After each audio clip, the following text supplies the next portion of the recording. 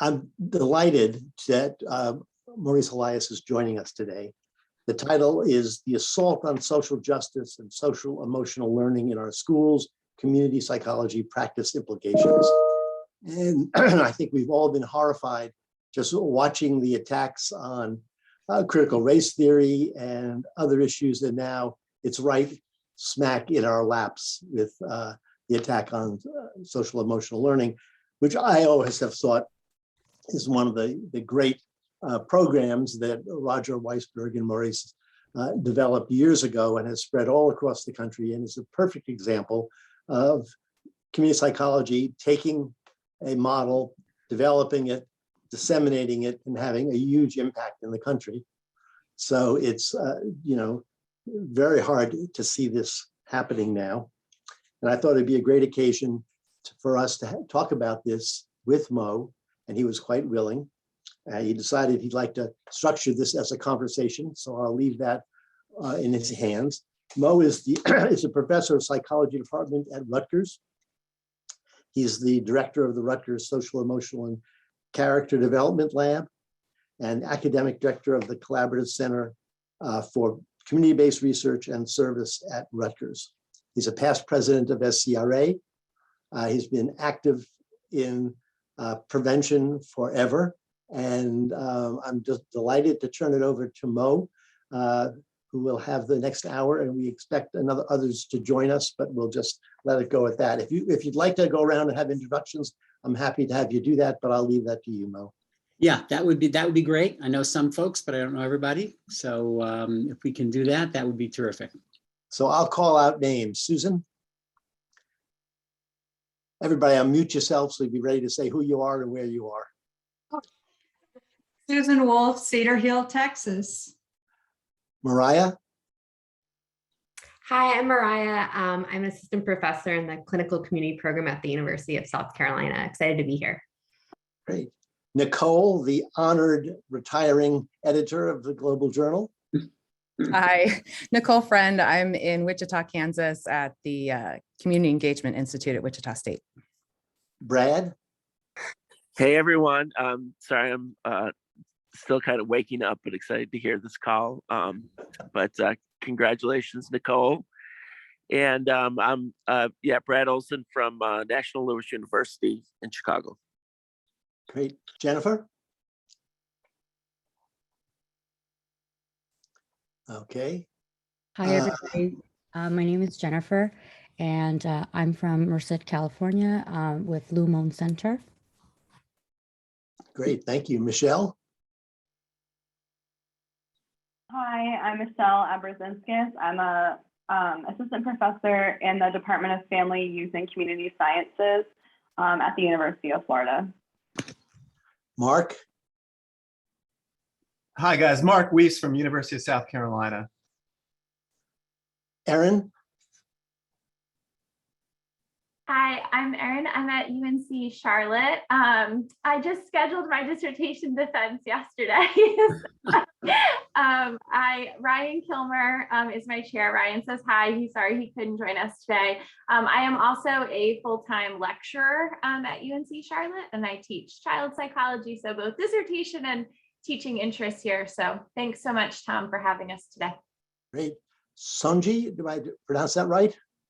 Hi, it's Sanja. I'm Dr. Sanja Jones-Manson. I'm an APA Executive Branch Science and Technology Policy Fellow, and I'm working in the Department of Education right now, actually on SEL projects and equity. So I'm excited to be here. Hi, Brad. I graduated from National Louis in 2020. Great. Sia? Hi, everyone. My name is Sia Vu. I am also calling from Merced, California, from Lumon Center. Great. Melissa? Hi, everyone. My name is Melissa Maris, and I am at the University of Missouri. I also do quite a bit of independent consulting in this area around school mental health. Glad to be here. Great. And Yadwiga, who's staff at SCRA. Hi, my name is Yadwiga. I am the admin for SCRA, and I just finished my thesis for my master's in health psychology. Great. And 908-531-11 736 or whatever that is. Someone has joined us by phone? Okay, that may have been me trying to phone in. All right. Well, Mo, I'm going to turn this over to you. Great, I great. didn't miss anybody. Well, thank you. So it's really a pleasure to be gathering with community psych folks. I've been teaching community psychology at Rutgers now for about 42 years at the undergraduate and graduate levels. My students all know the name Tom Wolfe. They know it very well. And when I told them I was going to actually be speaking with Tom Wolfe on Zoom, they were very excited because they've been reading stuff about what Tom has done. So I just want to share a little bit about this miserable situation that's affecting us in the country. And I just want to share a few things about how I think about this from my perspective as a community psychologist, or maybe another way of saying it is, how has community psychology led me to think about this? And I also want to encourage you, having taught remotely for the past 2 years, I'm a big fan of the chat box. So if you have observations or questions or an important shopping list you want to put into the chat box, please feel free to do so. I think there's a great parallel process that we can have in the chat box that's synergistic to the conversation. So social emotional learning took an interesting turn when CASEL, the Collaborative for Academic Social Emotional Learning, which is really the lead organization for this field, talked about transformative SEL. Now, this may seem like like a little thing, but it's not a little thing. CASEL redefined SEL to include an emphasis on equity. And while you and I might think, well, that's a good thing, there are people around the country who don't think it's a particularly good thing. And it speaks to what happens when we make assumptions that everyone shares the same values as we do. And so when all the furor was raised about critical race theory, SEL, in essence, inadvertently put a target on its own back with transformative SEL and allowed an implicit alliance to be made between SEL and critical race theory. And so what's important to recognize is that the folks who are against SEL don't know anything about SEL, couldn't care less about SEL, but see SEL as a potential club to use to beat on folks who are in favor of conversations about diversity, inclusion, equity, et cetera. And one of the things that I think, Tom and I remember, and Susan as well, for many years is our concern about levels of analysis in community psych.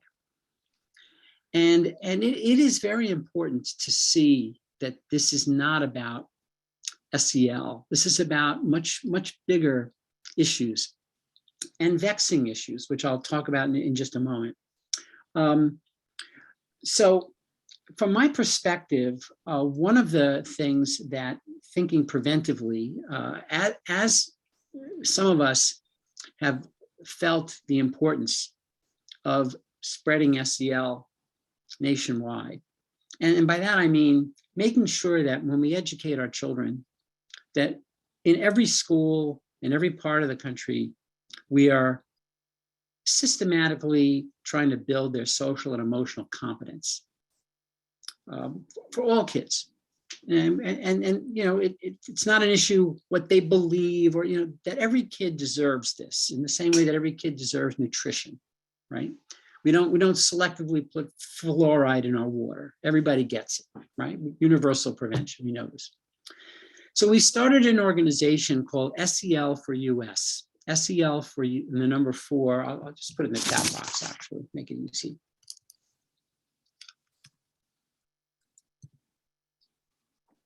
And the idea of this organization, SELforUS.org, was to anticipate the fact that if we're going to actually disseminate anything nationwide, there has to be some strong local proponents of it. And organizationally, there has to be some entity that can help network and keep people from reinventing the wheel.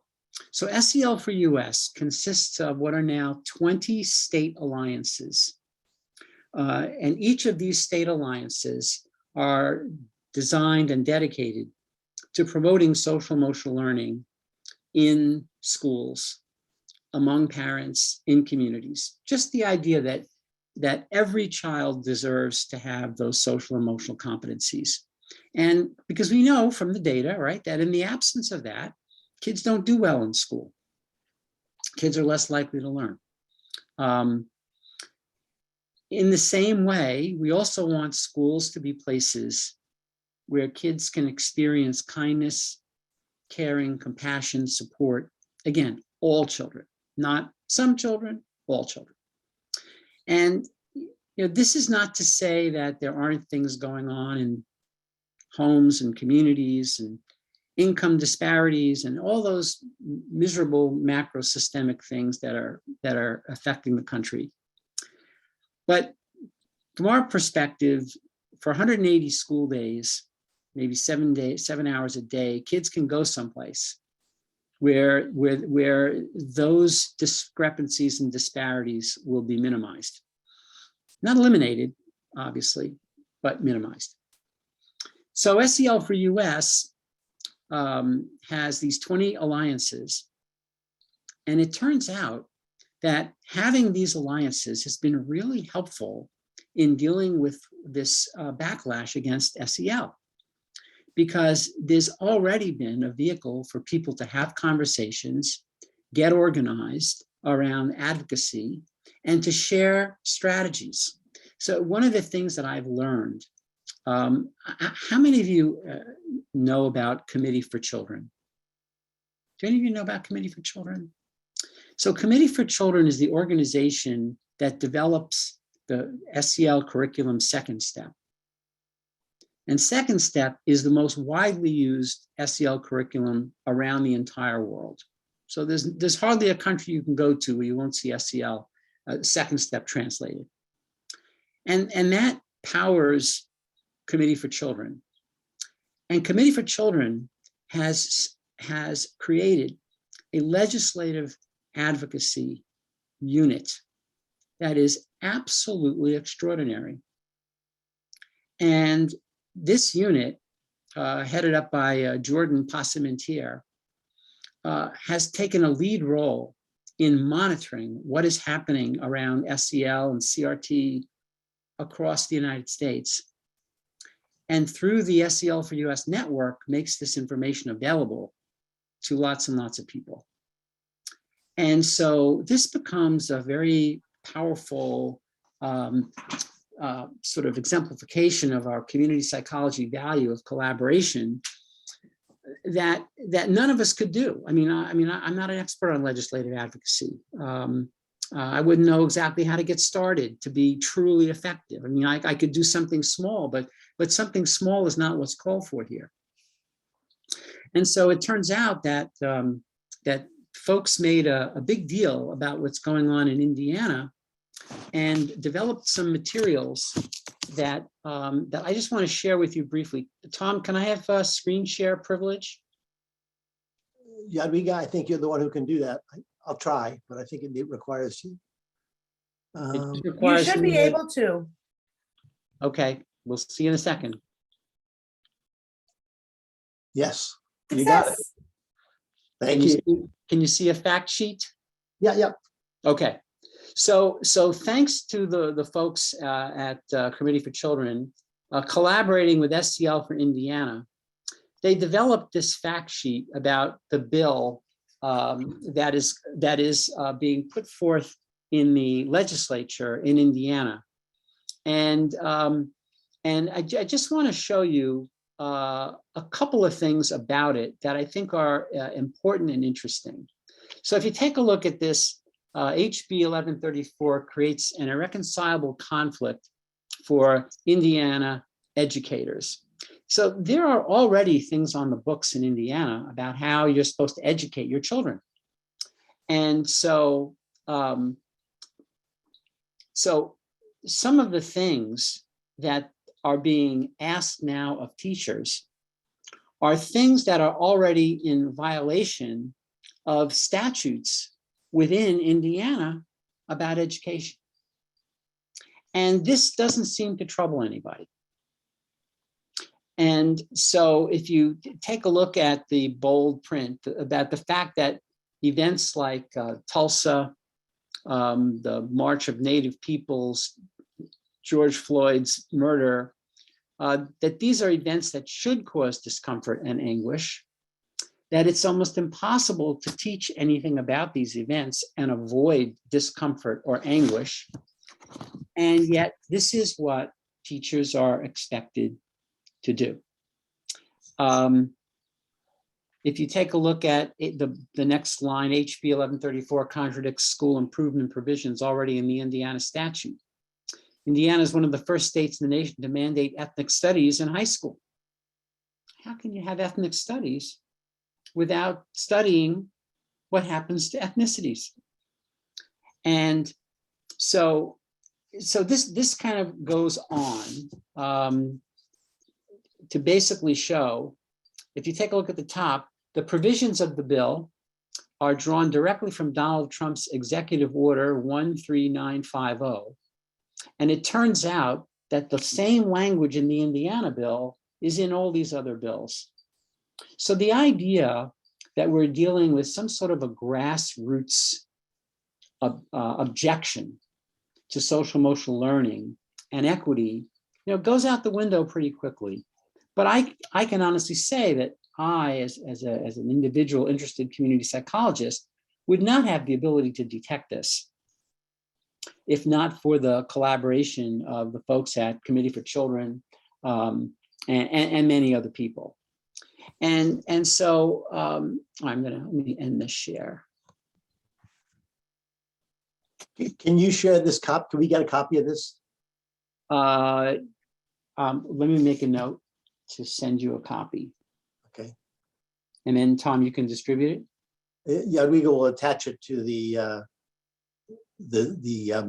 piece that we post, the video post. Right. So yeah. So this is just, I think, an example of the dilemma that we find ourselves in, and the need to consult at a different level than we might otherwise do. This is not so much about education, and the great challenge, and I've talked to a lot of people about this, is finding the common ground that can be a bridge for unity. Let me just ask another question. Have any of you are familiar with this organization called Unite that is headed by Tim Shriver? So Tim Shriver, who's the son of Sergeant and Eunice Shriver, which gives him good bona fides, to say the least, started an organization called Unite that has grown dramatically in recent months. And his whole agenda is to try to find common ground around which to bring people together. And, and I think that for those of us in the SEL so-called field, what we're coming to learn is that this emphasis on building skills and what we call participatory competencies and collective efficacy, all that stuff cannot happen in the absence of a climate that has this sense of common ground, shared connection. And when we try to move into the skill building area, before we create the climate of kindness and caring and support, we find that the interventions don't stick. You can get them implemented, people will even do them, but the actual impact of them is minimal. Because like so many things that people do, you can do them with intentionality, or you can just do them. And in education right now, there's a lot of just doing because people are in such a survival mode. So we have to be very sensitive to this. And so there's been a lot of strategic conversation about, how does one respond to this? Does one try to present the facts and counter these kinds of things like we're seeing in Indiana with facts? Or, as you can see from the fact sheet that I showed you before, do we hold up to people their own standards and ask them, what are you for here? So this is an ongoing dilemma. What's interesting, I can't share the document with you, but Jordan Passamentier and his colleagues have done an analysis where they find that in Indiana and Oklahoma in particular, that the main factions in this anti-CRT SEL push are two different factions of the Republican Party, where each one seems to want to out extreme the other because they believe that that's going to be the key to electoral success in the fall. So you see this escalation toward extremity because it's believed that will pay off in the fall. So, it doesn't give us clear direction, but it does give us a lot to think about, talk about. So let me shut up for the moment, and I'm interested in your impressions, reactions, concerns, etc. Just feel free to unmute and.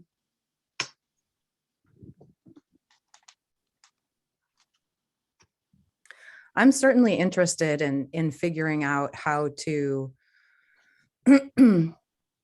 garner strength in affecting policy. I know my school board is working towards stacking the deck for these kinds of policies.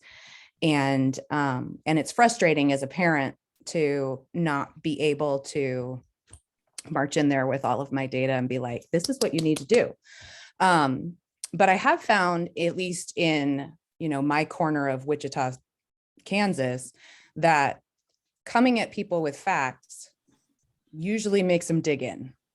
And that often, and I think particularly too, not about COVID, that's a separate issue, but like the anti-vaccine sort of information that comes out, parents don't want to believe that they're doing the wrong thing for their kids. So if you come at them with facts that say, well, you are doing the wrong thing for your kids, they're just going to dig in and say, I can't, there's enough cognitive dissonance there that they're not going to change their opinion. So, understanding how we approach this work in finding that underlying commonality so that you can move forward. I think I struggle with that myself as an individual, not just as a practitioner with partners and community work. So I don't know that I added anything to that conversation, but that's just where I'm coming from. Yeah.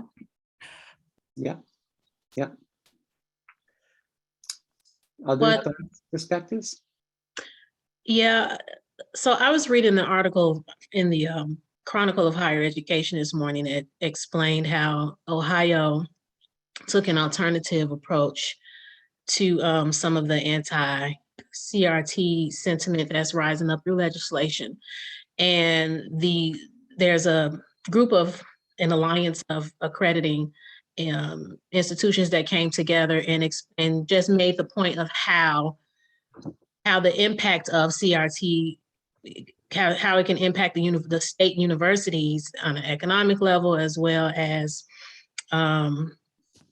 their credibility and prevent them from getting accredited.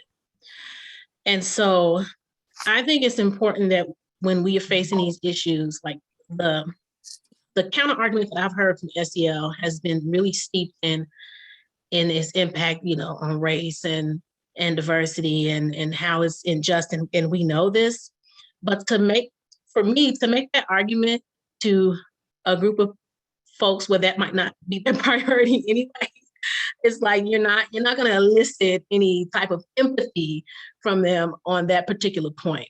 And so thinking about what are alternative impacts of this legislation that takes the talk and attention away from race and diversity. And it's a really icky thing to have to say, but as someone who has lived the minority experience, you understand that you can't cry racial foul to folks that are committing those type of atrocities against you, because clearly that's not of interest to them. So you have to figure out a different way to make your point on a different platform. And I think that's what's missing in the pushback against it. And so when you talk about discomfort, well, what other parts of American history can we discuss that will cause discomfort? I think there are parts of American history that has nothing to do with any type of minority populations that may be here in the country that are still uncomfortable. Anytime you're talking about violence or death, well, how can those come up, and how tightly are we tying the hands of educators to just teach facts, period?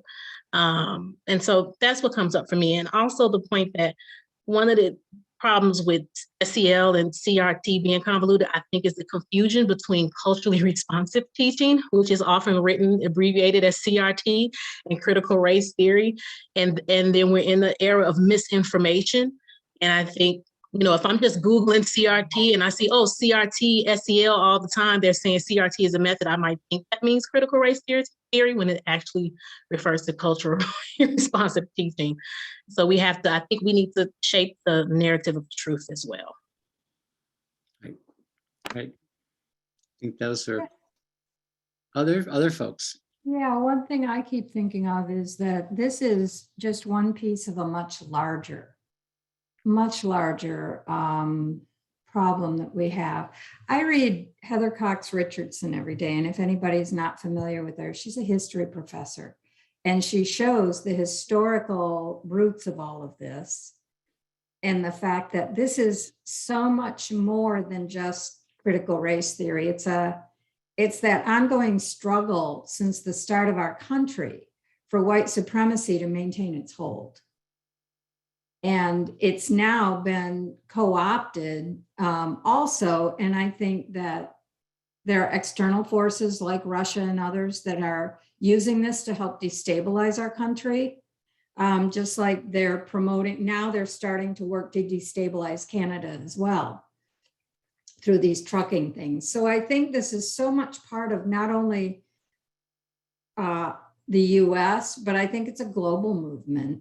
And I think it's all based in white supremacy to the extent that this is just one more of the pieces of that. And that's what is mostly concerning me, is that I don't think people are really paying attention to what is going on here and how this is a replay of, the ongoing struggle, not only in our country, but in this world. That the white supremacy is a special problem in this country, but it's also global.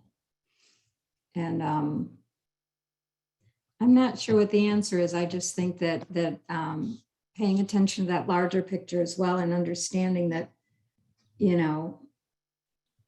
all of these extreme politicians are actually playing out a much bigger agenda.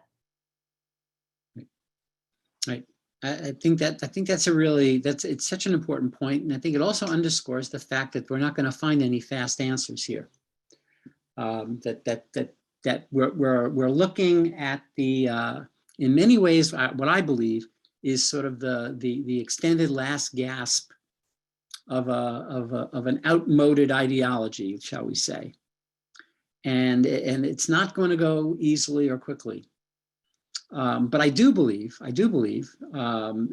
our kids are, and the education of our kids is an essential piece of this.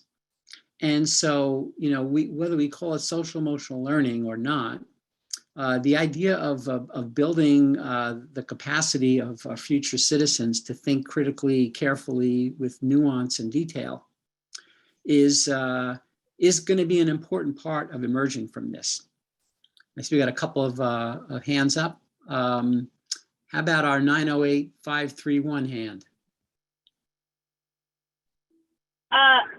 Hi, Dr. Elias. Hi, this is Jody Michak. I was a graduate of community psych at Penn State. Then I am currently at United Way of Northern New Jersey, where, you know, for a while we were working with you and Liz Warner to, you know, to bring this theory to the schools in Northern New Jersey. So thank you. It's wonderful to be with you again.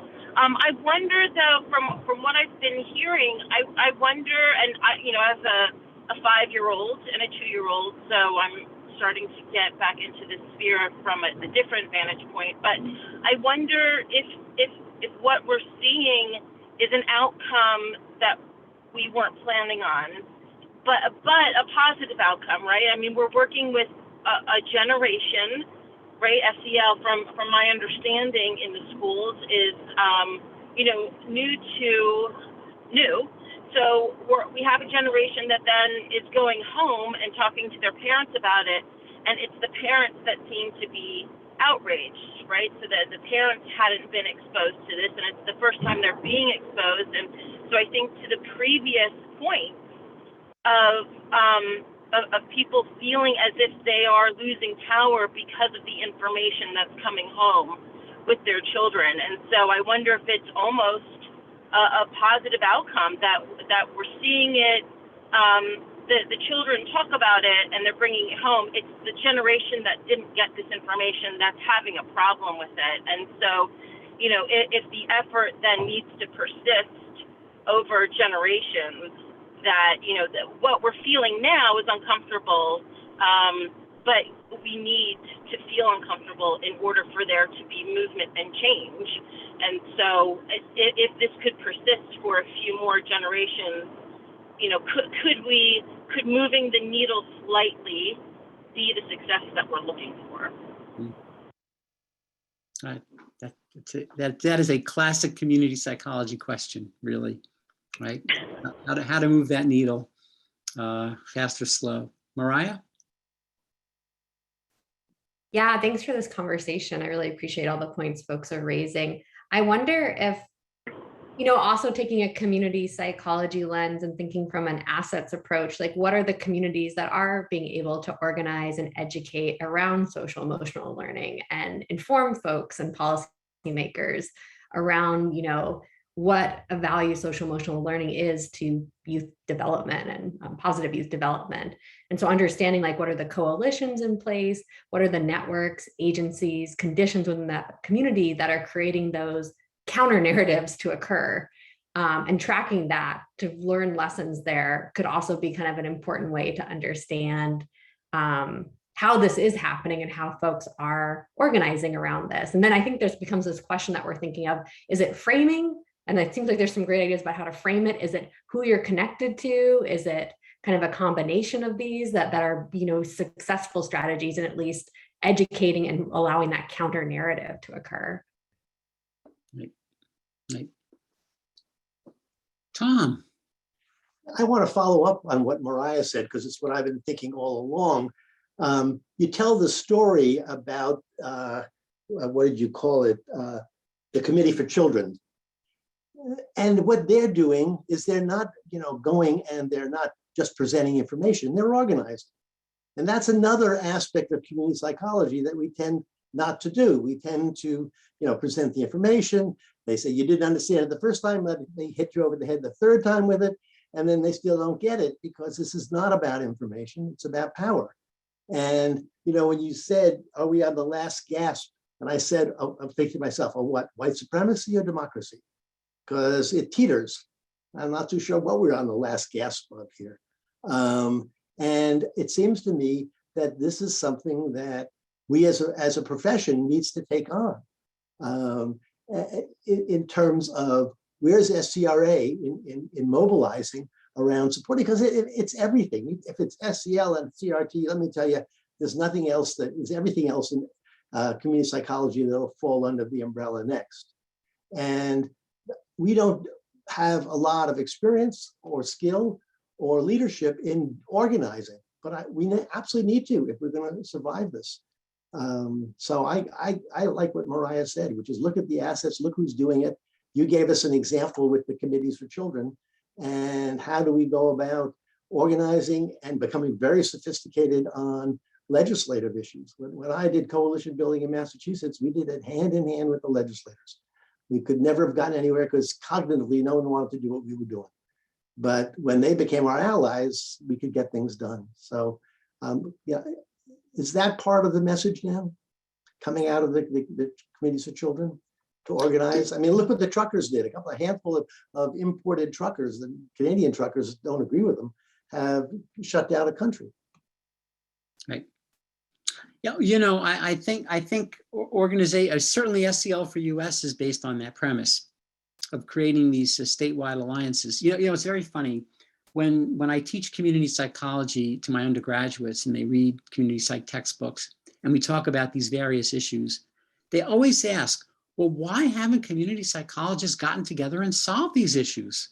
I mean, they think that there are tens of thousands of community psychologists waiting to end homelessness and to end poverty and racism. And I hate to burst their bubble and I say, well, they're not that many. They're not that many of the folks. But I think it's, it's not easy for people to engage in intentional collaboration that is different than the collaborations they've been doing. And I mean, I would say, honestly, for any community psychologist who's interested in these issues specifically, they should be looking to SEL for US and especially one of the 20 states that are involved. And if they're really thinking about it, help a state that doesn't have an SEL for US affiliate get one. In fact, right now, there's work going on in Colorado. There's work going on in Montana and several other states that one might not automatically expect to help them develop state alliances. And I think it is important to publicize where things are being successful. For example, there's something that operates out of character.org called the National Schools of Character Program. And National Schools of Character Program has been in operation for well over a decade. And there are numerous schools around the country that are called national, designated, labeled, recognized as National Schools of Character. And these are schools that implicitly are doing SEL. And in some cases, explicitly doing SEL. And they can be found in every state. And the more we're able to highlight what is, I think, and going to Mariah's point, what actually is happening, the less there is to quote unquote sell, In fact, my motto with our SEL work has always been, I want to show it. I don't want to sell it. I want people to see it. I want people to experience it and then decide. And invariably, when you've spent time in a school of character, you come away not wanting your kid to be in any other kind of school. So yeah, there is that. I just want to say one other element, and then Aaron, I'll get back to you. So one of the other things that I think is important is this sort of preventive concept, and that is, how do we build these kinds of coalitions and organizations when the crisis is not at hand? And so this is something that SEL for US has been working very hard at. And it's something that we've done in New Jersey. And in New Jersey, we've created a coalition of the Teachers Union, Principals and Supervisors Association, School Boards Association, et cetera, all around this concept of safe, caring, supportive schools, in which SEL is a part. Not the goal, but it's a part. And so even though there are some pockets in New Jersey where we're seeing unrest about some of these issues, they're not getting much traction at all, because these other very significant, powerful organizations are on board. But that took a number of years to create that. Erin? Thanks. And very quickly, I am a product of New Jersey Public Schools. So I still have my 908 area code too. So here in North Carolina now, I've been going to school and working down, in North Carolina I've been here now about 10 years. And one of the exciting things that I'm seeing that came out of my participatory dissertation project in partnership with the local school district and a local nonprofit, Communities in Schools, is that in a relatively conservative place where I do worry what our state legislators are going to do next with this debate, but with this participatory approach where teachers wrote most of the items, one of the highest performing items that made the cut for our measure, that is a combination of school climate and school culture, getting at what matters most for kids to succeed here locally in Charlotte. One of the best items that teachers wrote is students' social and emotional learning is as important as their academic learning. That is what teachers in Charlotte wrote and came up with, and it was the second highest factor loading on the safety domain. And that's just one quick example. And my dissertation is framed from this equity lens.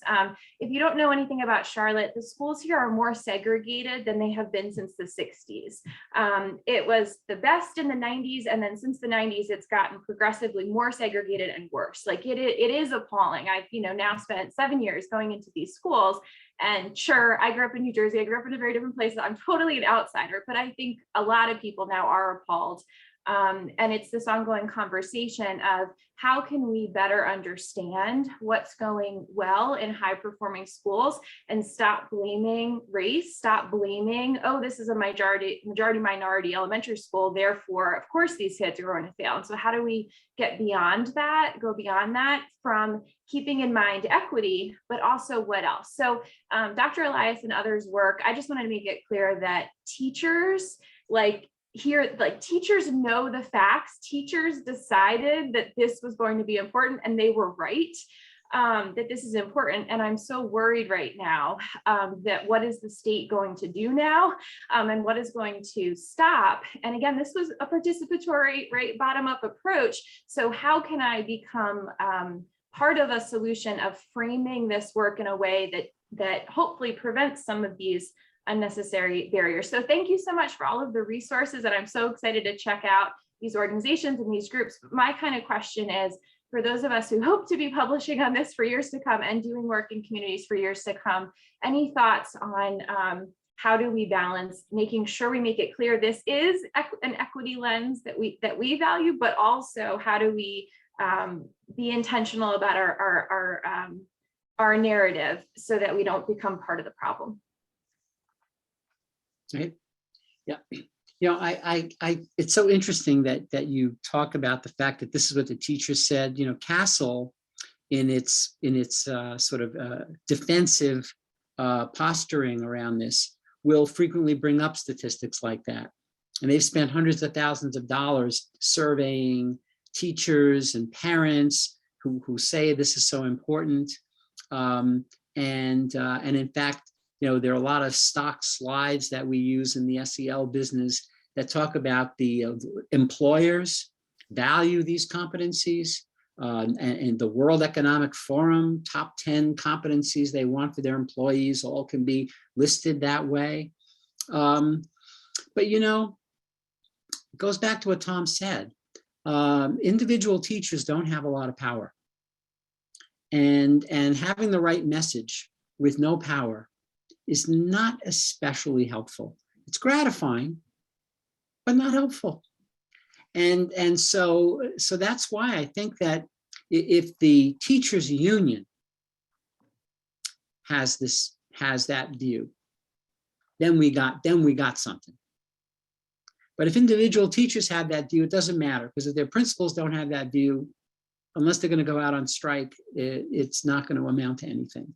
You know, I'm just thinking back to, I think it was when Mike Pence was governor of Indiana, and they did some egregious thing that led the NCAA to pull out their the basketball tournament. That's the level at which I think things need to be, where in order for the balance to shift a little bit. I do think that having the right ideas, so to speak, but lacking power, it won't change the field of forces. And so you know, that means, you know, and here's the thing, from a career point of view of community psychologists, the stuff that you're going to have to write to help those issues along will probably not help you with tenure and promotion. I've been there, done that, still doing that. My most you get into the Global Journal of Community Psychology Practice. Yes, well, you know, We'll get you tenure. Yes, I wish that would be impressive to my colleagues at Rutgers, but it's not.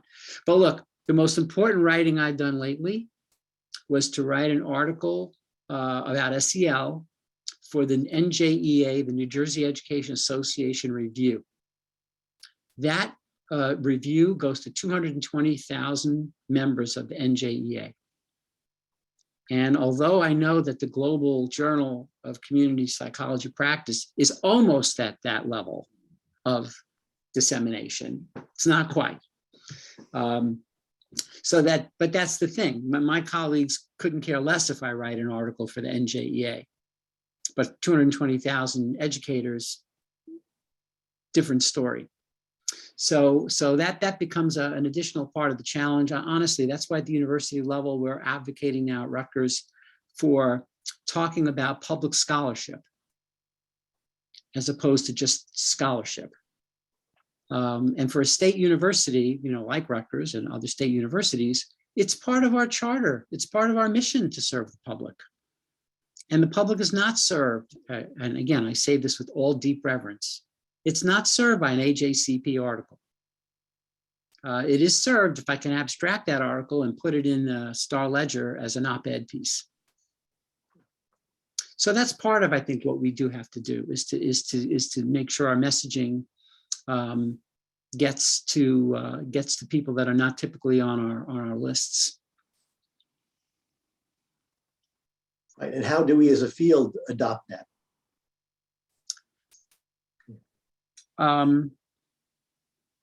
As a field, you know, it's interesting. You know, I don't know if Melissa, you're still here. Melissa, you were dealing with the school interest group. I don't know how long you might be retired from that, or if you still are. But I'm curious how you filter the events that we've been talking about through what it's capable for the school interest group to act upon. Yeah, thanks, Mo. And it's a great question. And I'm not sure, Judah, if you're able to hop on. I feel like maybe you took over the school interest group and leadership, or were involved. I may have also just entirely made that up.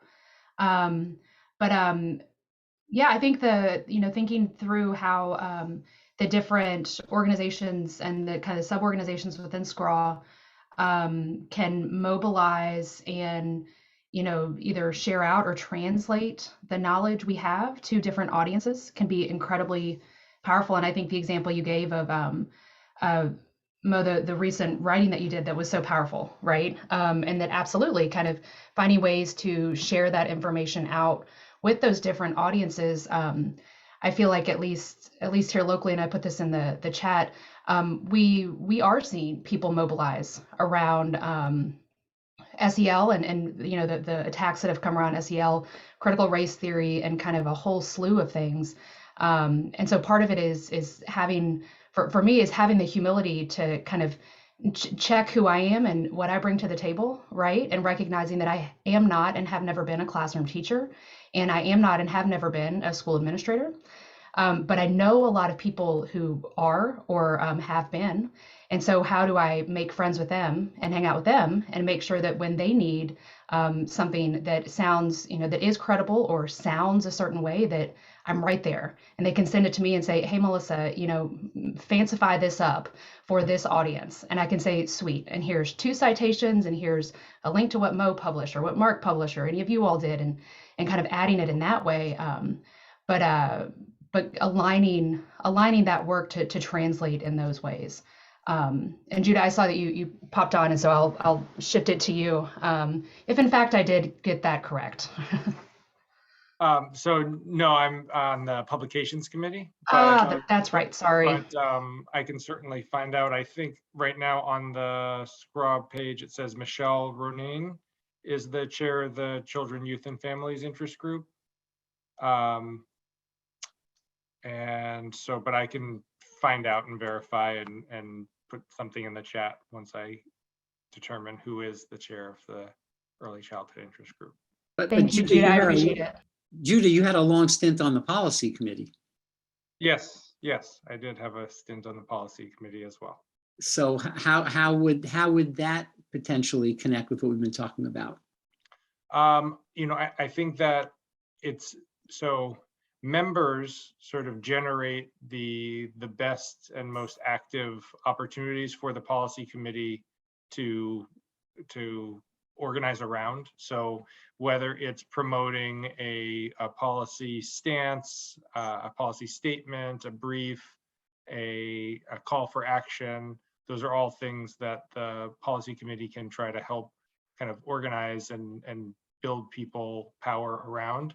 But in turn, they wouldn't necessarily be the best ones to draft the proposal from the start. So certainly Mo and if anyone else on this group was interested in putting together a statement that SCRA would stand behind and or sign on to other organizations' statements to push this work forward, that's something the policy committee could help with. And Sonji, I believe you're from APA. Is that what you said earlier? No, I'm an APA fellow. Yes, I'm an independent consultant though. Well, this is stunning discussion and disturbing. And I think it for me, and the last comments that Melissa started and Judah followed, raises the question of how do we bring this to our professional association, which unfortunately has been a little dysfunctional lately, but mobilize the organization, those who are interested, to start to address this, because there are answers and we're hearing them from Mo and from Melissa and from others in the room. They're about organizing, they're about getting the right message out, not the academic message out, and to the right people. And I love Mo's example of where he, published that newsletter. And I have, I go through my publications, and some of my favorites were things like the Municipal Association newsletter in California and Massachusetts that then got picked up and stolen by 5 other municipal associations, about building healthy communities. I mean, it gets to the people who are actually doing the work. And we don't talk about that. And we hardly ever talk about that. And so it seems to me that we got to get serious about, okay, we could say Mo is threatened. The whole field is threatened. If they do CRT and SEL, what's next? Everything we do is going to fall in this category. And it's about where the country is going. So it would be wonderful to figure out a way to mobilize this for the whole organization. If anybody has ideas, I could even commit one of the next conversations to that topic. So So I will just say, you know, one of the things that I remember struggling with during my SCRA presidency and subsequently was the need to figure out a way for SCRA's positions to count more. So again, I mean, the reality is, and I say this, you know, with full recognition and disappointment, you know, if SCRA comes out with a position paper on this topic, it's not going to be a game changer. But if SEL helps the NEA come out with a position paper on this topic, it could be a game changer. And so that's where I think we might have to shift our thinking a little bit, as to how do we become known resources to the places that can that are quote unquote influencers, more so than SCRA happens to be. And you know, Lonnie Snowden, I'm going to bring up a name that very few people will probably remember, but we old folk remember Lonnie Snowden. Back, I think it was in 84, 87, wrote an article called The Peculiar Success of Community Psychology. And in that article, he explained that what happens to community psychologists, and I say this for myself, that in order to be effective in an area like education, you have to become more of an education person than a community psychologist. That in order to impact education, I got to be reading my education journals first. I got to be reading Education Week before I read the APA Monitor. And in so doing, you get a little disconnected from the organization. And he was explaining how that's the peculiar success of community psychology, that they can be influential in other contexts, but it doesn't redound back to the organization. And there's no capture of that. So it's an ongoing issue, but I think that when the organization is in a healthier state, it might be worth re-examining how community psychology can create better linkages and networks, so that the stuff that we do know can have better outlets. great, wonderful conclusion, Mo. I think it's an excellent analysis for us to create a position paper on SEL or CRT and run it through our policy committee and then promote it. It doesn't go anywhere. But I think if we all think about what are the strategies that we've used to move anything in all the various systems we're in, and we start to operate out of that as an asset base, then we become very powerful, because people have. And you can see it with the housing first issue as another one that has traveled globally along with SEL. We are starting to see some things that travel, but they're not traveling community psychology departments. They're traveling through the housing world and the education world. And I think we got to acknowledge that and celebrate it and go from there. So wonderful discussion. I will put out a note to make sure that the rest of SCRA looks at this, because it's brilliant.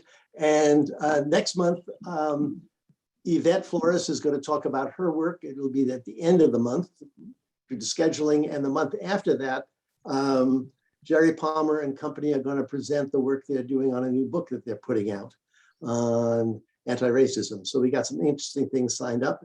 And anybody who wants to work with me on scheduling another for the next month discussion about this, because I think this is really where the action is, or figure out some other way to move this forward, let me know.